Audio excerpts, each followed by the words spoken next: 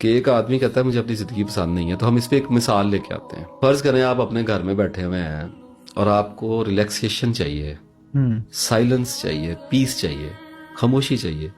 आप कहते हैं थोड़ी देर के लिए मुझे इस घर में घुटन बहुत हो रही है, मैं किसी पुरस्कून जगह पे चला जाऊं, मैं किसी से बात नहीं करना चाहता, मैं थोड़ी देर बैठना चाहता हूँ अपने आप के साथ। आप उठ के किसी पार्क में चले जाएंगे, यही कर सकते हैं ना आप, किसी पार्क में चले जाएंगे। तो आपने सबसे पहला काम क्या किया? पार्क में जाना बुरा नहीं है, एग्जाम्पल के तौर पर बता रहा हूँ। आप अपने घर की जिंदगी से भाग गए, वो जिंदगी आपको भागने नहीं देगी, तो दोबारा फिर वही आना दोबारा पड़ेगा। फिर वहीं आना है। लेकिन फिलहाल तो आप भाग गए, आप भाग के पार्क में आके बैठ गए। अब वहां पे आप साइलेंस की तलाश में बैठे थे, वहां दरख्तों के ऊपर कब्बे बोलने शुरू हो गए हैं, कोई कब्बा मरा हुआ है, वहां पे 500 कब्बा इकट्ठा हो गया। अब आप सुकून के लिए आए थे, वहां पे नया तमाशा लगा हुआ है, आप कहाँ पे जाएंगे? तो मैंने बहुत लोगों से पूछा कि मुझे इस सवाल को हल करके दें कि आप ऐसी सूरत हाल में क्या करेंगे। आपको पता है मुझे लोगों ने क्या कहा?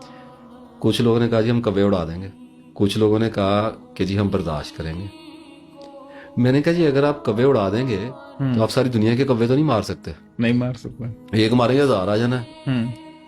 अच्छा जी हम बर्दाश्त कर लेंगे, तो ये तो आप घर में ही कर रहे थे, घर में ही कर लेते। वही करते रहते। इस तकल्लुफ की क्या जरूरत पड़ी थी आगे एक नई मुसीबत को बर्दाश्त करने की? वो जानी पहचानी मुसीबत थी, उसी को कर लेते। तीसरा जवाब नहीं किसी के पास है। वो जवाब पता क्या है?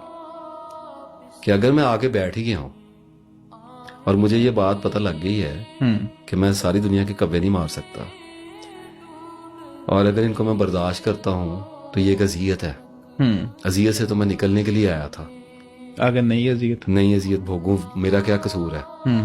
तो इसका मतलब ये है कि मुझे इस रियलिटी को एक्सेप्ट करना है कि इस वक्त मेरे मुकद्दर में यही शोर शराबा है, जो है उसे एक्सेप्ट करना है। As soon as you will accept your present reality it will over, खत्म खौफ ही खत्म।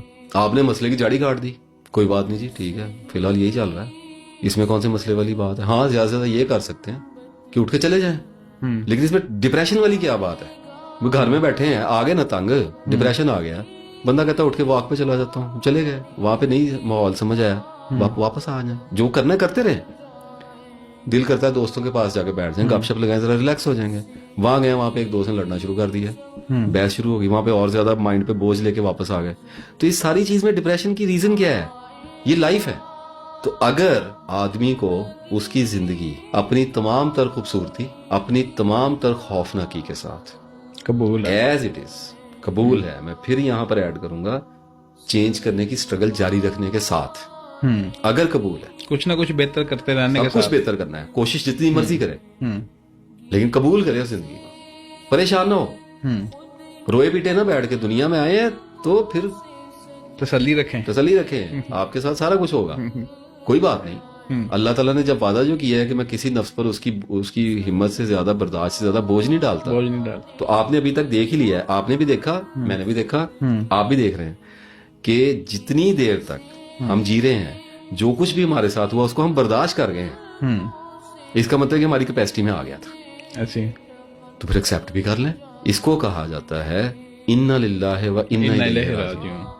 हमने अल्लाह के पास वापस चले जाना है, हमारा इस दुनिया में क्या रखा है? ठीक है राहत आएगी तो रंज भी आ जाएगा, कोई नहीं चाहता, मैं आपकी बात से एग्री हूँ, गम कोई नहीं सहना चाहता, लेकिन उठाना पड़ता है। जब अल्लाह ताला की आजमाइश कदे में आए हैं तो फिर उसकी मर्जी का ही टेस्ट है। तो अगर आदमी एक्सेप्ट कर ले तो वो देखता है कि उसकी जिंदगी मुकम्मल तौर पे बदल गई है। नहीं तो इट्स मीन कि हमें जस्ट एक्सेप्ट करना है, जो भी बदलने का जो मफहूम समझा जाता है वो नहीं है, वो ये है जो मैंने आपके सामने बयान किया कि जिंदगी बदल गई, उसका पर्सपेक्टिव बदलता है, जिंदगी नहीं बदलती। और फिर अगर इस पर्सपेक्टिव के साथ, हाँ तस्बीह होनी चाहिए, साथ नमाज होनी चाहिए, अल्लाह पर पूरा यकीन होना चाहिए, अगर आप इक्विप्ड हैं इन वेपन्स के साथ, अगर आप चल रहे हैं, तो फिर आप देखेंगे कि जिंदगी हर लम्हा शक्लें बदल रही है, कभी डराती है, कभी हंसाती है, कभी रुलाती है, कभी परेशान करती है, कंफ्यूज कर देती है, कभी कुछ करती है, कभी कुछ करती है, लेकिन वो एक हद तक आपको इससे फर्क नहीं पड़ता। हाँ दबाव आता है, आप थोड़े से परेशान हो जाते हैं, दबाव चला जाता है, आप उसको छोड़ देते हैं, that's all and it continues.